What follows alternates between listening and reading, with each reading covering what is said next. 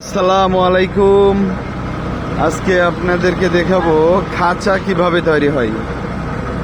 এই যে দেখছেন ফাইলিং খাঁচা রোল করা। এই যে এখানে অলরেডি হাফ খাঁচা হয়ে গেছে।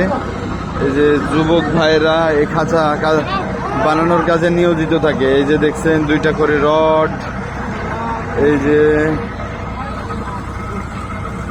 একদম টকবগে যুবক যারা, তারাই এই কাজগুলো করে থাকে। এখানে নর্মাল ছেলে ফেলে দিয়ে কাজ হয় না, কারণ এটি ভারী কাজ। সব রক্ত গরম যুবক দ্বারা এই কাজ পরিচালিত হয়। এই যে দেখছেন খুবই সুন্দরভাবে খাঁচার প্রসেসিং চলছে একদম।